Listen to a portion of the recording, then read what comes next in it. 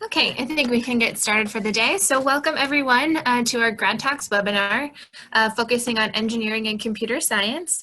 My name is Melissa May and I'm a program manager with the Gates Millennium Scholars Program at the Asian and Pacific Islander American Scholarship Fund. We're really excited to have a number of incredible speakers for everyone today. I would encourage you to soak in all of their insights and ask as many questions as possible in order for you to get some clarity on the graduate programs that most interest you. So first, we will start out with introducing our GMS API ASF staff. So if each person would like to introduce themselves, maybe we'll start with Helen. Hi there, my name is Helen Beaudreau. I'm the director of GMS API ASF. Thanks so much to all of our speakers today, and thank you for joining us. And Ariane. Hi everyone, this is Ariane Martin, API ASF GMS Program Manager, and welcome and thank you for being on this webinar and enjoy a lot of good information. And yeah, hi, I'm Leangelo Acuna. I am a program assistant here at GMS API ASF, and like everyone else said, hoping to get a lot of insight for you all and a lot of good perspective in engineering and computer science. Hi all, I'm Colin D. I'm the Campus Engagement Manager for the Northeast region. So I'm looking forward to hearing what different programs are out there. Great. So just a note, if anyone has any questions that are more GMS focused, you can feel free to type those into the Zoom group chat and we'll try to answer those through the chat. But also keep in mind that there will be a chance for Q&A at the very end as well. Okay, so just an overview of today. We'll start off with financial aid in GMS, where we will hear from Colin D. Doshi, our Campus Engagement Manager. Then we will move into looking at admissions representative presentations from Patrick Hernan at UC Berkeley, and then also Beth Levin at UC Berkeley as well. And then we will have our GMS Scholar Perspectives. It's a panel of 4 women, which is exciting, in STEM, mostly looking at electrical engineering, engineering, data science, and biomedical engineering from 4 of our scholars. And then, as I said, we'll have some time for Q&A at the very end. Okay, Colin, do you want to take it away? Great. So when thinking about GMS and thinking about your funding for GMS, there's 2 important questions to ask. One, what is this? First and foremost, the institution that you're attending, is it a public institution or a private institution? If it is a public institution and you are going to be paying an out-of-state tuition, you are still capped at GMS's public institution cap. Right now, that's around $40,000 per year. And for private institutions, it's about $48,000 per year, correct? Me if I'm wrong there, team. And what that means is that that's something to take into consideration as you're thinking about how you're going to be paying for school, because as we all know that's not the total cost of attending a university, as well as cost of living. And then the second piece to think about is exactly that. What goes into the cost of living? Are you going to be living on campus or off campus? How GMS works is that you go through the renewal process, similar to your undergraduate experience. If you're coming off of deferment, you would need to just let GMS know by filling out a graduate program inquiry form. Either way, you have to fill out a graduate program inquiry form. But if you're coming off of deferment, it's important that you submit that paperwork ahead of time. And then GMS will know that if the program is approvable, and once you have been accepted into the program, GMS needs to have your official transfer from your undergraduate and other master's programs, as well as your offer letter from the institution. With all this being said, another upstream that we often stream of income that GMS students do qualify for and should seek out on their various campuses is graduate assistantships, but specifically for the STEM field, research assistantships. Research assistantships is a great way for you to develop your research skills as well as partner up and work with a professor on campus, and also get you to be better known in the field. With that being said, GMS does take that consideration when developing how much they will be funding for you, but it is not a deterring factor. So I highly encourage you to look into graduate assistantships, research assistantships, as well as if your institution has administrative assistantships. Is there anything else that you'd like me to cover, Melissa? I think that's good. If anyone has questions that are specific to how GMS operates at the graduate level, you can feel free to type those into the chat and we can answer those. Great. And I'll be on the call for the first half hour, but someone from GMS APISF can answer those questions as well.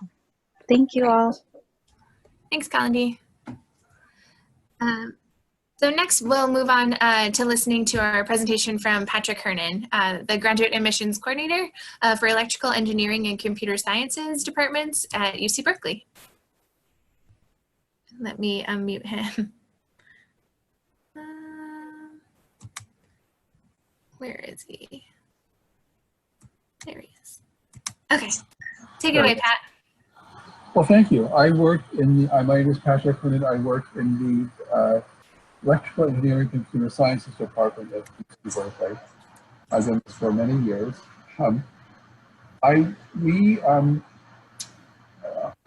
We have a large applicant pool this year. For example, it's like up around 5,000. We're probably mid around 200. So it's very selective. But we generally do support all the students we admit, especially for the PhD program. And it happens sometimes that students have, this was mentioned just a moment ago, discussed a moment ago, that sometimes a student will have external support. They will have won a fellowship that doesn't cover all the costs of being here, like the Fulbright, for example. And we will supplement that up to the level of the other years, of all the other first-year students support. We don't admit students we can't support. Either they bring their own support with them, or we provide it. We couldn't have unsupported PhD students for 5 or 6 years. That would the faculty distance would go, and it would prevent a lot of smart people from coming here, especially the international students who just couldn't do it. So we have, I'm not sure what your interest lies in. The MS program in the ECS, the Master of Science, is a very small program, and there are only a few people admitted every year. It's the PhD program that is the emphasis of what I work on. And we have many different research areas. Each PhD is unique. It is supposed to be unique. It's supposed to be additional research. It generally takes 5 to 6 years. That can take less if you enter with a master's degree. This is a great department with a lot of flexibility. You can roam around, and for example, all first-year students get temporary advisors. So you're expected, by the end of your first year, you're expected to find an advisor, but you're also one of the things you're supposed to do during that first year is kind of explore the department and find out what's going on. We have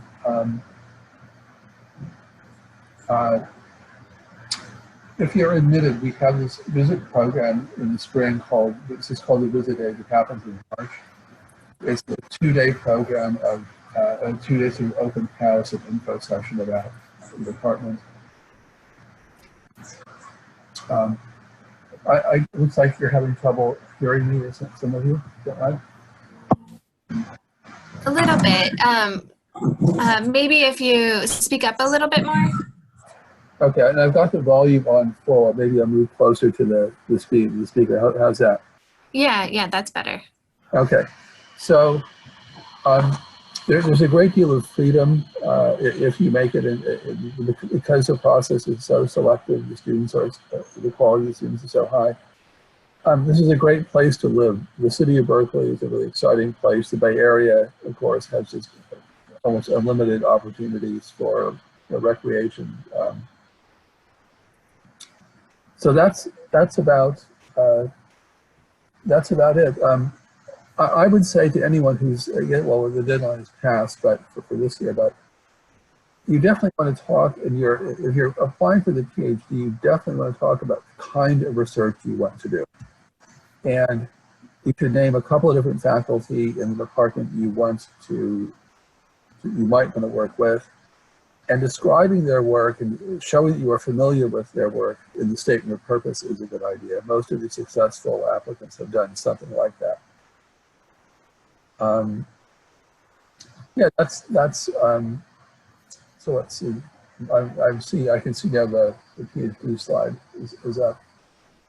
There are a couple of milestones in the department to get your PhD. The first is a preliminary exam, which you take at the beginning of your second year. That's a 1-hour oral exam with a 3-faculty member committee.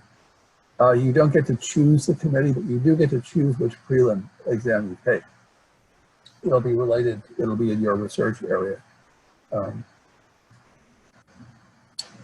What else? Let's see. Yeah, you can see the other, there are what are called breadth requirements. You're expected to know, you're expected to have what's called an inside major and an outside major. No, I think that. There's a major, an inside, the ECS minor, and the outside minor. That is an area outside the ECS department. You're expected to know something about a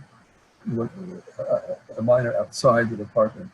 So there are a lot of requirements, and I wouldn't kid you that it's not easy getting a PhD here. It's a lot of work. But our graduates do fairly well. In the most recent graduation class, 3 of our new PhDs just joined the faculty at MIT. So that's pretty impressive. Very good year, very good class. Yeah, is that? You think I've covered it, or? Yeah, that's great. I think you had one more slide here. Right, I can see this. Yep. What is the recommendation? This is the most important. The most important element in this slide is the recommendation letters, you can't be admitted to this department for a PhD without having done research. And the way you get good recommendation letters is by doing research. So they're closely related. They're almost the same thing. That doing good research leads to getting strong recommendation letters, which leads to being admitted. Some ways to do research is to volunteer during the school year, if you can in a position to do that. Summer jobs are also good. But I should say that all things being equal, it's better to do research on your university campus than in a private company.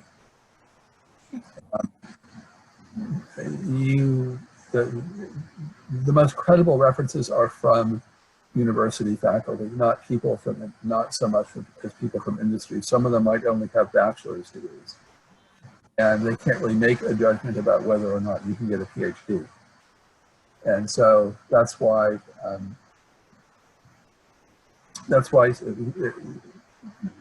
staying on campus is, if you have a choice, the way to go. And don't be bashful. The way you get these research opportunities, for the most part, is just by going and knocking on the professor's door and asking. The jobs generally aren't posted. They're more or less created almost by the students themselves. So,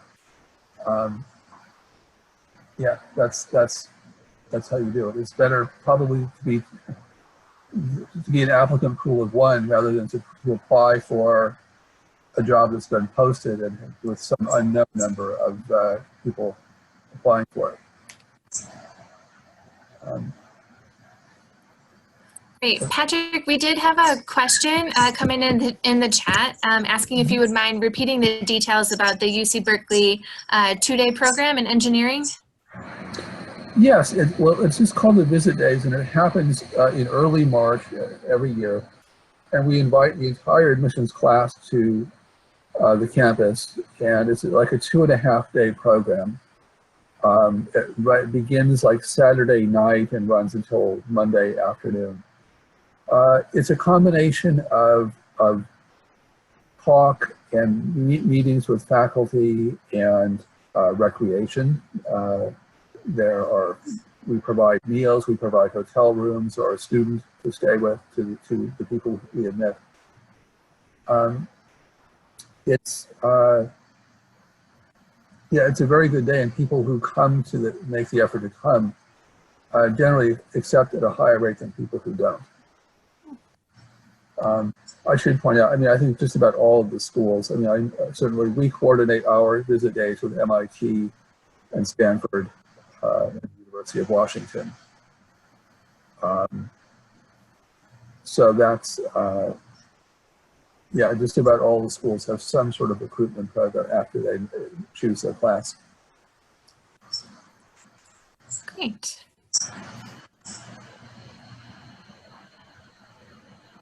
Okay, I think you have one last slide there.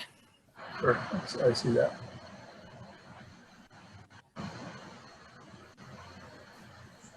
Our alumni tend to do very well. We've produced a number. I think this department has produced 7 Turing Prize winners in about 20 years or so. Most computer science departments won't produce one in their entire existence, so that should tell you something. Yeah, we are. Yeah. We're a great department for if you can get in. Wonderful. Thank you so much, Patrick. Next, we are going to move on to Beth Levin. She is the Director of Academic Affairs and focuses on broad student academic experiences, administering a range of functions for the Master of Engineering professional degree and other related programs, including program policy, marketing and student recruitment, financial aid, advising, academic hiring, and curriculum planning. She holds an EDM from Harvard University and a BA from UC Berkeley.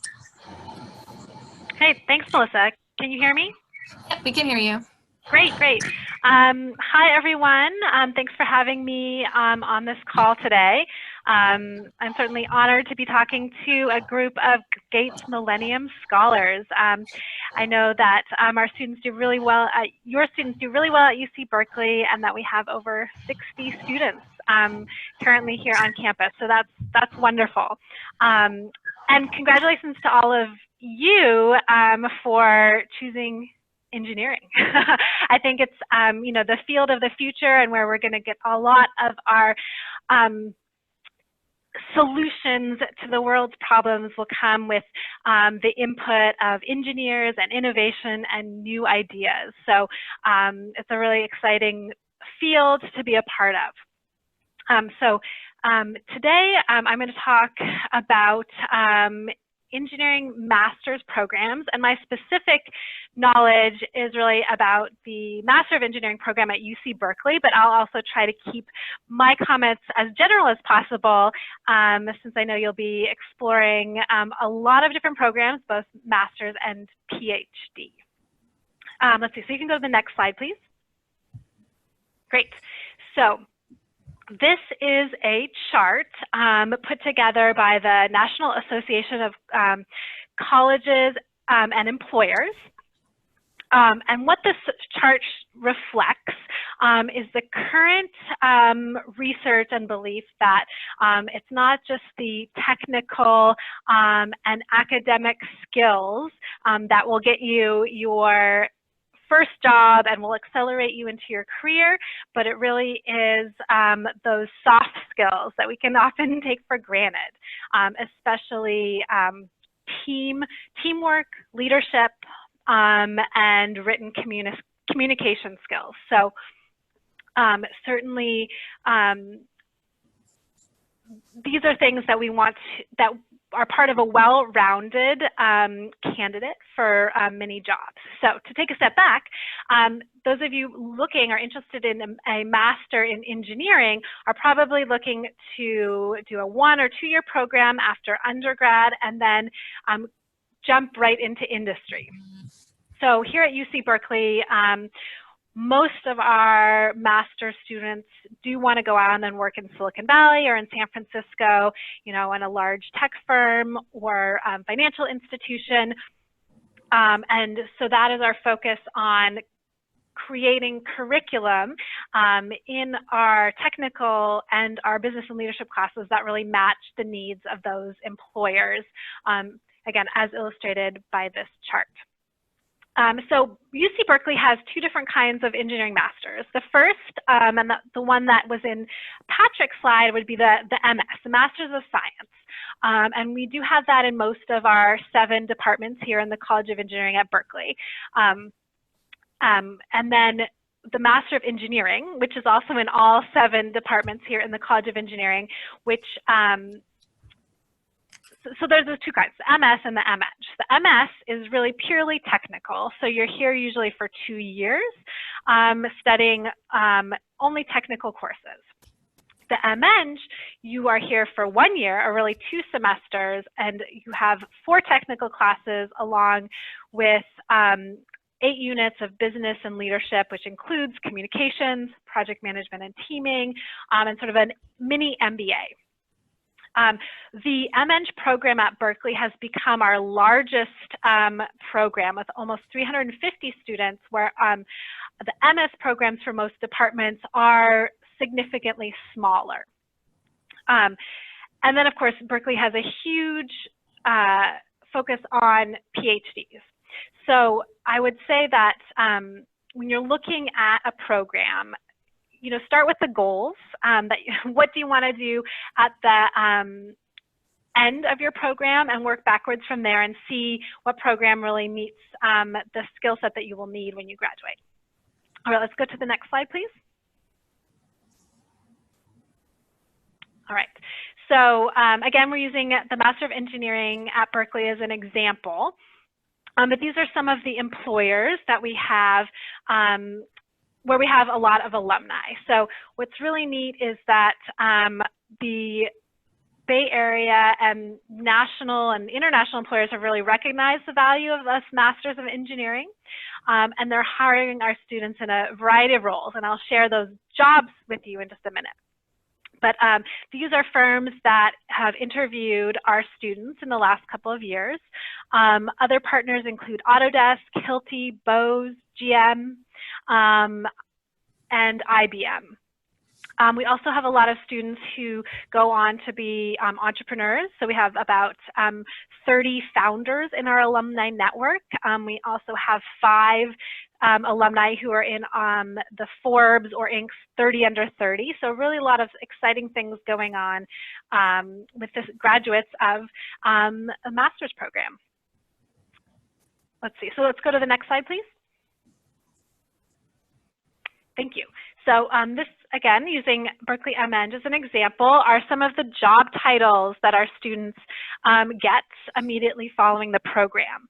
So you notice there's a huge variety, and that's due to a couple things. One, there's a Master of Engineering degree in all 7 departments here at the College of Engineering. So everything from bioengineering, civil, industrial engineering and operations research, all the way to nuclear engineering. Electrical and engineering and computer science, Pat's department is also one of our largest groups. So you'll see that variety through the job titles.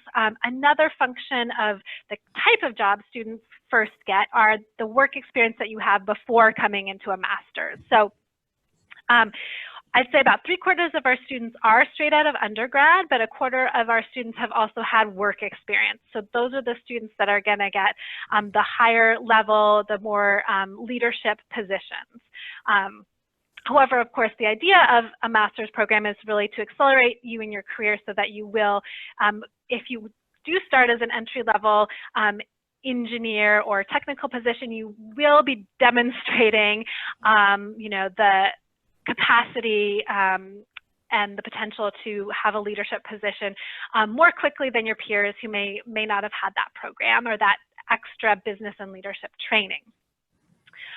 So I will wrap it up now, but I am happy to stay on the call for as long as needed to answer questions about applications or the experience of a master's program. Oh, sorry, one more thing I wanted to add. So as you're looking at engineering programs, there is the Master of Engineering, which is like our program here at Berkeley, but I also wanted to note that there is a consortium of Masters in Engineering Management programs. So you would also want to look into those. That's mempc.org. So there's a lot of great schools that have Masters in Engineering Management programs, and they are a little less technical and more focused on the engineering management aspect, but another great direction to look at if you are looking for a leadership role in engineering.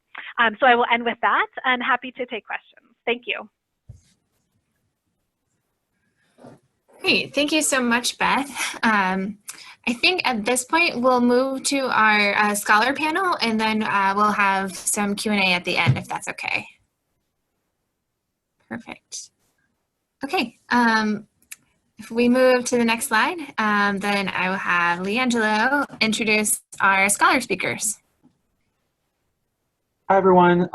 So yeah, thank you to Pat and Beth for all that great information about the programs at UC Berkeley and overall engineering graduate programs in computer science. So now we get to hear from our wonderful panel of GMS scholars, all of whom are women of color in tech, which is really exciting, like Melissa said. So first we have Kim Luong, and she is a first-year PhD student in the Department of Electrical and Systems Engineering at UPenn. Before the doctorate program, she obtained a master's degree in robotics at Penn, as well as a bachelor's in mechanical engineering at USC. Bachelor of Science from Mechanical Engineering in USC. Sorry about that. And then her research interests include control theory, embedded systems, and design of micro-aerial vehicles. Then we have Willow Jarvis, who is a Master of Engineering student in computer science at MIT. She received her undergraduate degree in computer science and engineering from MIT in 2017, while also minoring in theater arts. Her interests primarily lie in the field of human-computer interaction, where she is currently conducting research on spreadsheet tools for structured data storage and manipulation. Then we also have Shua Chang, who is a GMS scholar who received her undergraduate degree at St. Catherine University, St. Paul, in marketing and management, but since graduation, she has worked in a variety of marketing roles from SEO, social media, email marketing, and digital marketing as well. Most recently, she has worked with marketing data analytics, which inspired her to pursue the master's in data science at the University of St. Thomas in St. Paul, Minnesota. And then finally, we have Feng Nguyen, who is currently received her PhD in biomedical engineering from the University of New Mexico main campus, as well as her Master of Science in Biomedical Engineering at UNM, as well as a BA in Biology and Psychology. So yeah, so we have a great lineup for you all today. And so just to kick things off, our first question to everyone on our panel is, what motivated you to pursue a graduate degree in engineering or computer science, and what continues to motivate you? Whoever wants to go first, feel free.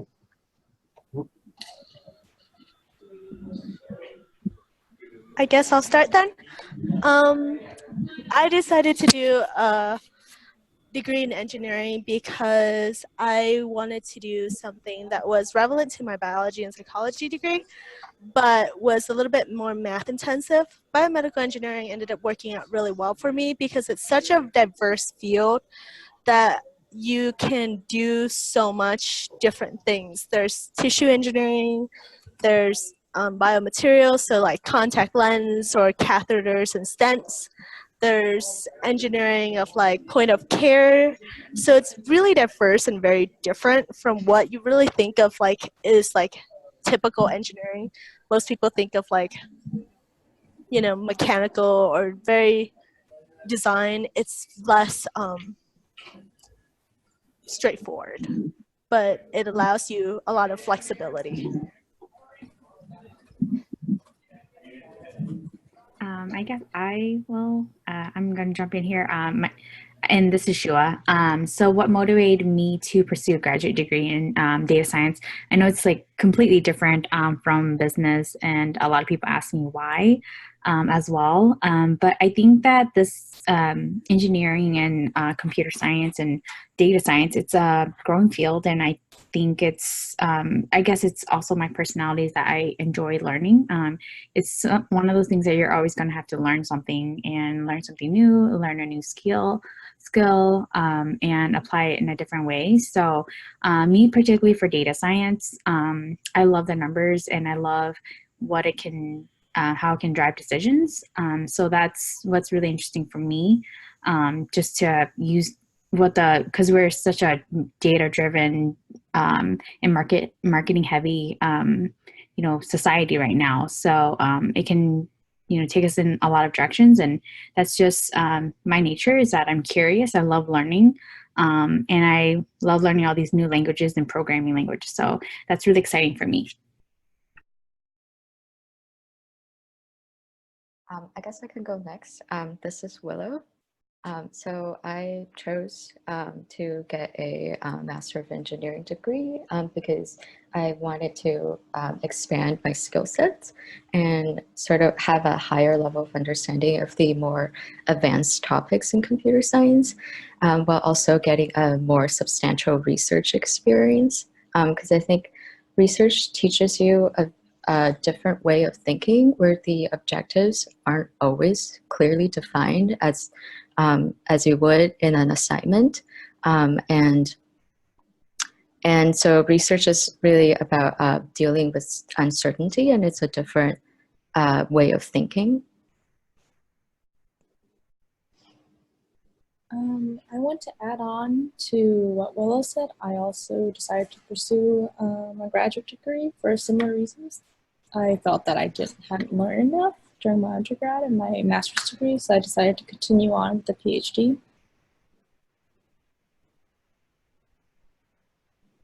Okay, thank you.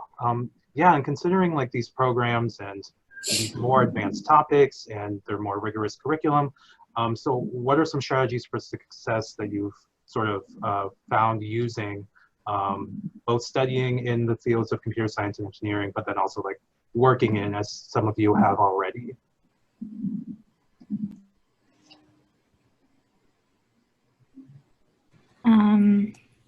I think that one of the strategies to be successful in this area is definitely, I know I've mentioned this before, but being curious and just love learning, because it's something, I mean, it's constantly changing. It's there's always something new to learn.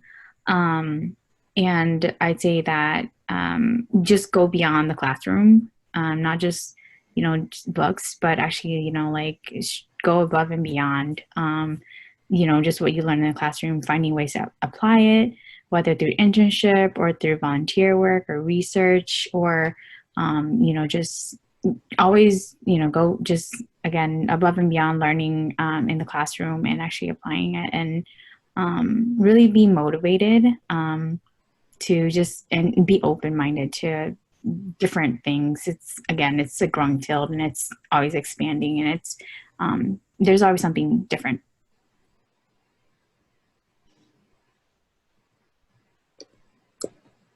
And yeah, I guess I would also agree to that with being curious and having an open mind. So computer science is a pretty fast moving field, and so I think it's really important to stay relevant and make sure to update your skills as new technologies come out.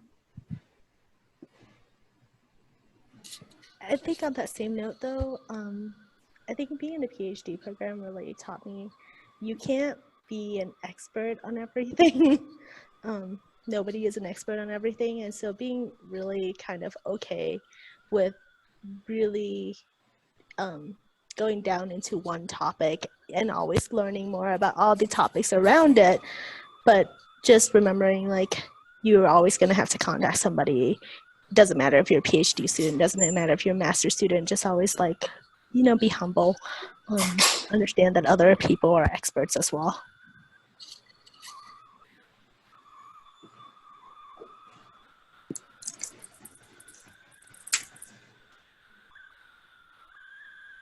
I don't really have anything to add. I felt that Phil had some really good points. Okay, thank you to everyone for sharing. And like considering that idea that the field is constantly changing, but you're in this program right now, what do those like academic and career goals look like for you, as well as could you speak more about like the research that you're specifically interested in?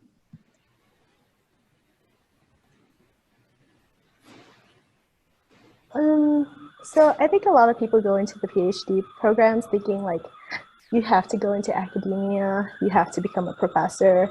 Like these are the kind of people who go and get their PhD. And I think that's not always true. In my university, we have a lot of graduates working for national labs because New Mexico has a lot of nearby national labs such as Sandia and Los Alamos. And so there's a lot of career options there. Actually, a lot of my advisors, group members, actually majority, go into industry and they work in different fields, including like Procter & Gamble and yogurt, which is not really what you think of as like biomedical engineering at all. But if you think about makeup products or anything going on your face, those are all biomaterials. And so there's a lot of kind of job diversity. It just really depends on what you like and what you're really interested in. So I don't think a PhD really closes you off. I think it opens a lot of opportunities and fields. It just kind of depends on the direction you're heading towards. I agree with what June said, but I think this is specific to PhD programs. I think that if you want the best bang for your buck, a master's in engineering of some sort, it will most likely take you the furthest, because most of the time people don't go into PhD programs for immediate financial prospects, because the amount of money as an engineer that you can earn within those years is quite a lot compared to a PhD student salary. I think that there are many different options to when you enter grad programs. Similar, a lot of people have ideas that if you enter a PhD program, you have to go into academia, but that's not the case in today's industry. A lot of people go into industries, there are startups, you can also start your own startup. Personally, I have a more leaning towards staying in academia, so the teaching aspect, but I know many people who have gone in different routes.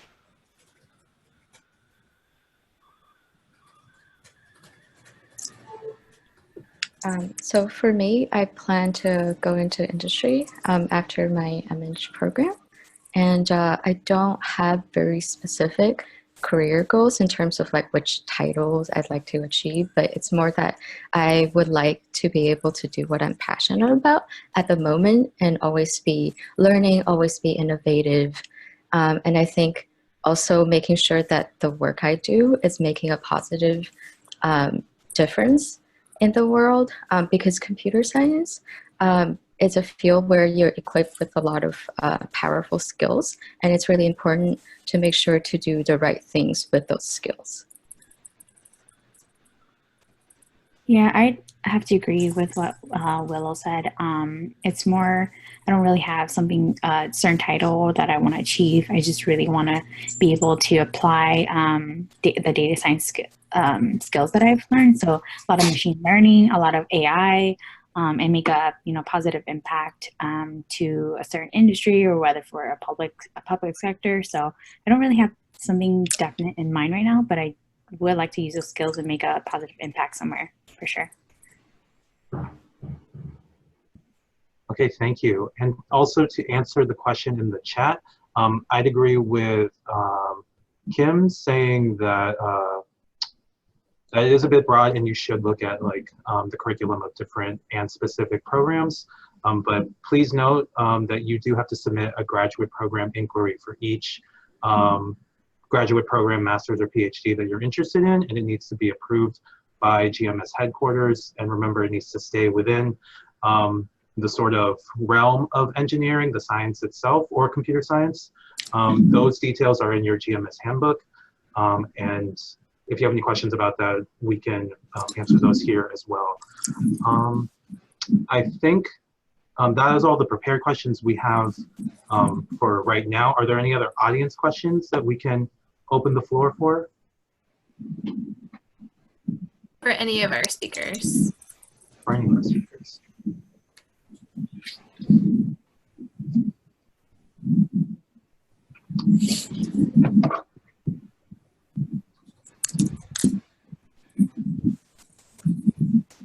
If not, then in the meantime, I can pose just one last question for all of our panelists. Sorry, I lied. But if you could offer one piece of advice to those on this call and anyone considering graduate school or master's programs, PhD programs in engineering or computer science, what would that one piece be? What is the one takeaway that you want them to leave with?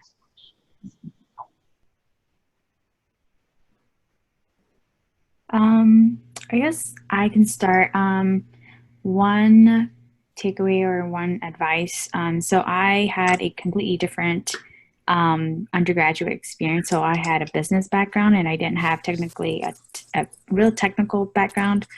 So it's a little bit different from the rest of the panel here. But I think one thing that was helpful for me is that I took that year off and I really explored, and I also did a lot of preparation. So I, read a lot. I, try to jump in and, learn programming language to prepare myself.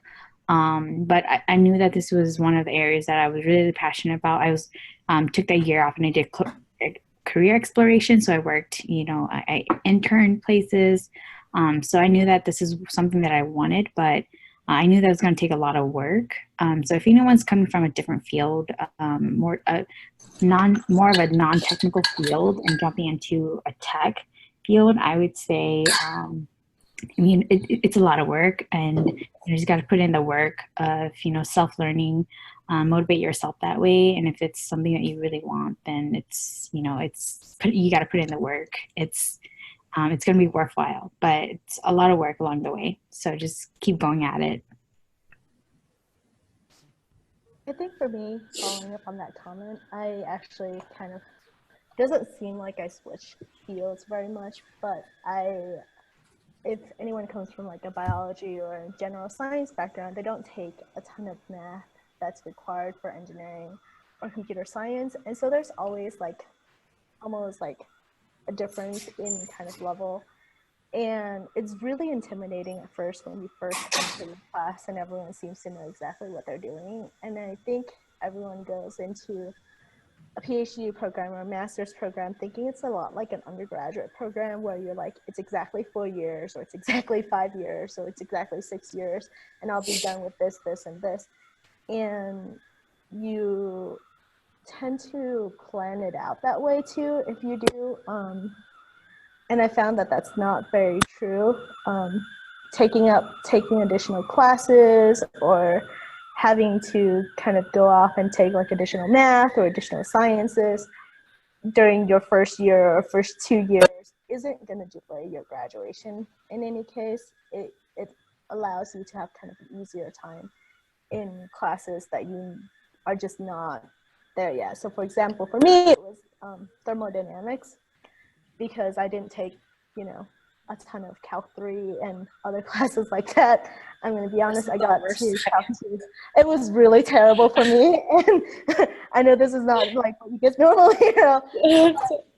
I mean, for me, it was this like, oh my God, I'm so stupid. I don't belong into the program. And everyone has that moment.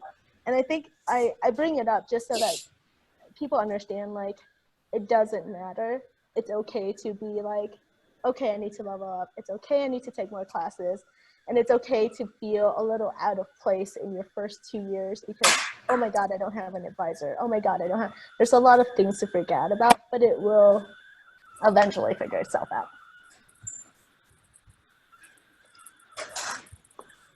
I think it's really important to get some research experience under your belt as an undergrad.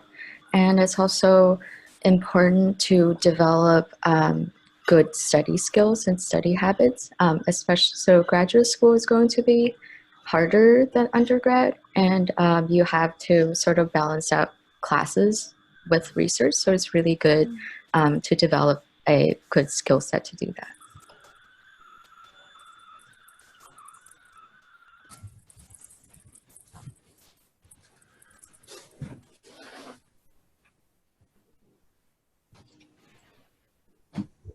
Okay, I think we're going to have a quick question coming from our director. Hi. So I love the strong representation that we have of women in this field, and you know, it was certainly unplanned, but you know, love that you are all representing. And so I wanted to just ask, though, you know, in the spirit of, you know, bringing greater gender diversity in, you know, in the STEM field, that, you know, how has the, you know, your experience been, you know, being, you know, women in this field, and what are the, you know, how do you keep yourself grounded? What are your, you know, what has been your like anchors to support you through this field?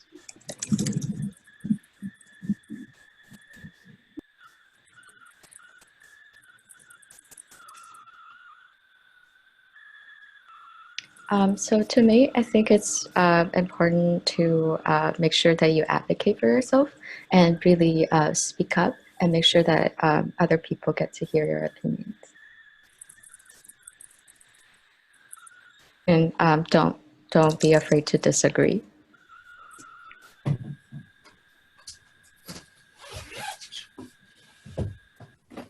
Yeah, I definitely see in the classroom, there's a lot of the men to women ratio. At my university, it's, yeah, you can definitely tell like there's not a lot of women in the classrooms. But one way that I keep myself grounded is asking questions. One, because I come again from a very non-technical background. So I'm always very curious, but you know, just being able to ask those questions. And yes, I agree with what Will said too, advocating for yourself, and you know, just not be afraid to disagree or ask those, you know, very crucial questions to help you along the way.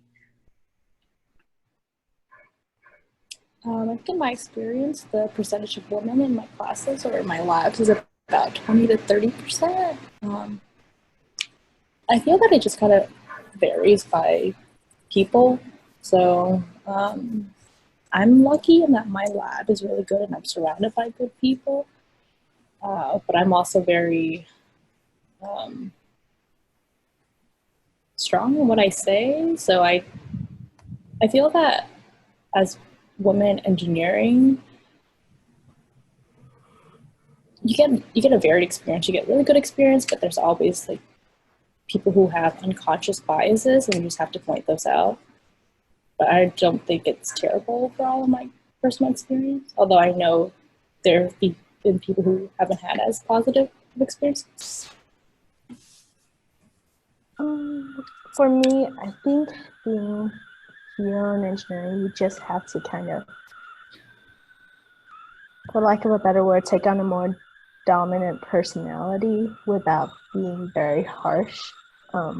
It's kind of a hard boundary to say it that way, but making yourself really clear without being unnecessarily jerky, I guess is the best word I can use, is something that you kind of have to figure out. But really making yourself clear and making sure like what your boundaries are and making it really clear cut for me was really helpful.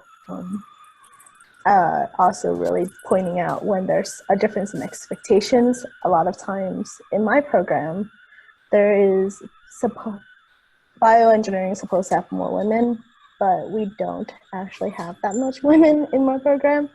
And so a lot of times people unexpectedly have different expectations and no one verbally will ever say like, oh, women are supposed to behave this way versus men. But I think underlyingly, it's always there. And so being able to say that out loud and being relatively clear that that's not okay, I think is a good. Thank you. I think we answered those other questions in the chat, but are there any other last minute questions for our panelists, or even if Beth and Pat are still on? Leandra, one thing that was mentioned in the chat, I believe Feng mentioned it, is looking into opportunities for funding with the National Science Foundation and National Institute for Health. So just wanted to plug that to make sure that everyone saw that, just because as we've been discussing, there is that graduate cap, you know, of the 40,000 approximately at the public institutions, and then 46,000 at private institutions. So for that additional funding to cover living costs and such. Yeah, definitely. I think following up on the applications processes earlier, I've been helping out a lot with MARC programs and other undergraduate programs as people are working towards applying for graduate school, and I'm helping my undergraduates apply. And I think a lot of people have issues finding lab and things like that. And sometimes it's really trying to find an advisor whose research you're really interested in and pitching yourself to multiple advisors. I know it's really awkward and it's kind of difficult to do. And so it's those kind of things are going to help with finding an undergraduate mentor. And also in terms of writing your personal statement, I think a lot of times people talk about all these different ways of standing out. And I think the best way to stand out is a lot of people undermine their uniqueness. For example, I have undergraduates who, you know, grew up not so well off in southern New Mexico, and they tend to try to hide that because they feel like it's blaming their parents, and that's not necessarily is true. I think you can tell the story without being like, it's all my parents' fault. And I think people need to kind of figure out how to present their story without making it feel like it's not important or it's not unique. And I think a lot of minorities have issues with that.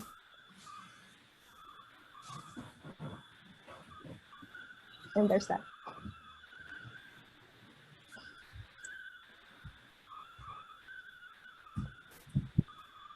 Any other last minute questions? Okay, I think that wraps it up for today. Thank you so much to everyone for joining this webinar. So here is some of the contact information for all of our speakers and panelists. If you have any more questions or to continue the conversation. And yeah, Melissa, anything else to add? No, I don't think so, other than, you know, thank you to everyone, especially our speakers, our panelists, for taking the time to speak with all of you this afternoon. I think a lot of really rich information was shared, and let's keep the conversation going. All of the email addresses of our panelists are listed there, and we thank everyone again for joining.